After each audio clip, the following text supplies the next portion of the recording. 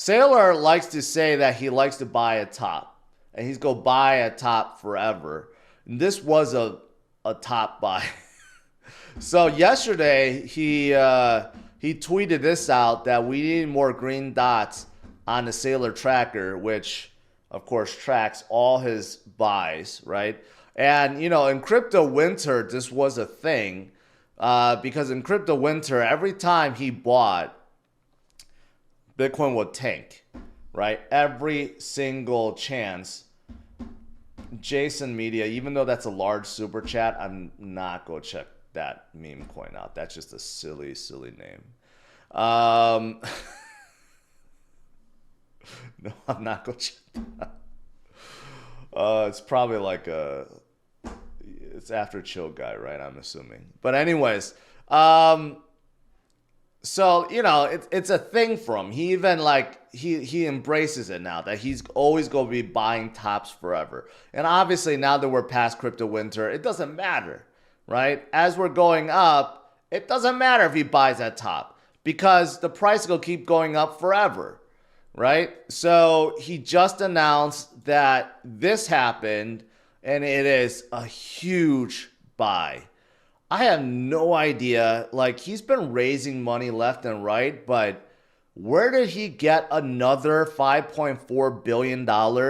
No idea. He just raised $2.6 billion, but $2.6 billion is not $5.4 billion. So where did this come from? He's just getting money left and right from nowhere. I don't know. And he just purchased $3 billion worth of Bitcoin 2 weeks ago or 3 weeks ago. He's getting billions from nowhere, out of thin air. So he just purchased 55,500 Bitcoin, $5.4 billion approximately, and he purchased at an average price of $97,862, which is a little bit higher than where we are right now.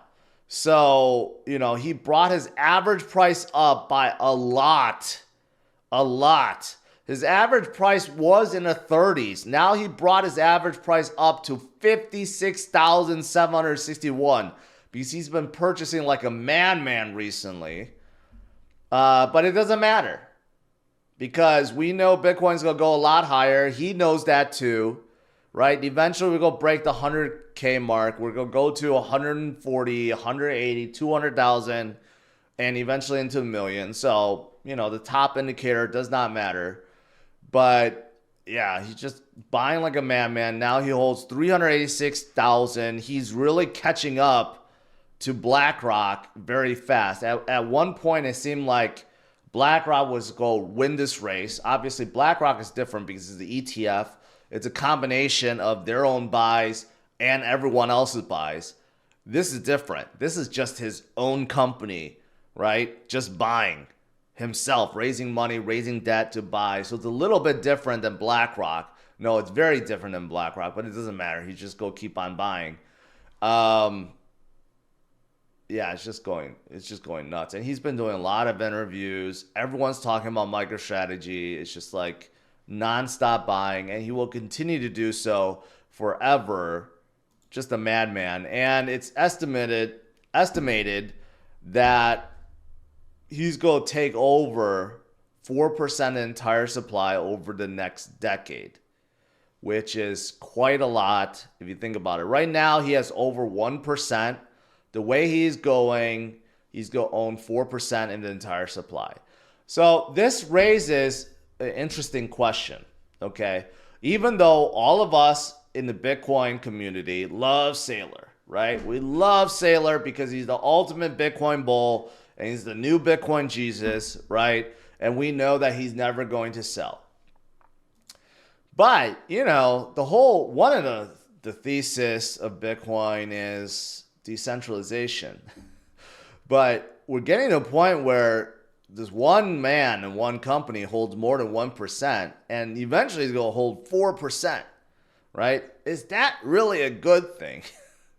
One has to question, right? Eventually, are the Bitcoin maxis going to turn on Saylor and say, hey, he holds too much himself, right? I haven't heard that yet. I haven't seen any maxis actually turn on Saylor until recently when he went against the whole self-custody thing, which he backtracked. Like, that was like a major thing because I think he was trying to sell MicroStrategy very hard. That's why. But still, like this whole thing, when one entity holds so much of the supply, that goes against the decentralization nature of Bitcoin, right? I haven't heard anyone go against that yet, but we'll see. But it's the same thing, what I said about BlackRock. Everyone's cheering about BlackRock buying so much. Eventually, when BlackRock takes up 4% or 10% of supply, that's not going to be a good thing. It's good for us right now in an interim because it's going to cause a supply shock and cause the price to skyrocket.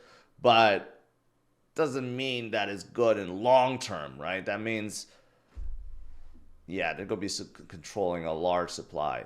But in the meantime, you bet on Bitcoin, you bet on MicroStrategy. They're both going to go to the moon. So long term, winners, winners, winners, winners. Here's an interesting thing. Someone has been buying $30 worth of Bitcoin daily for the last 8 years. So this is what DCA, this is the ultimate DCA the ultimate DCA portfolio.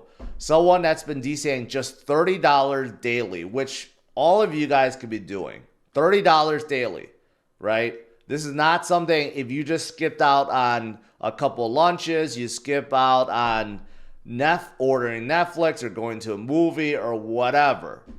He turned $86,000 from his last 8 years into $1 million, right? Just by DCAing $30 daily for 8 years.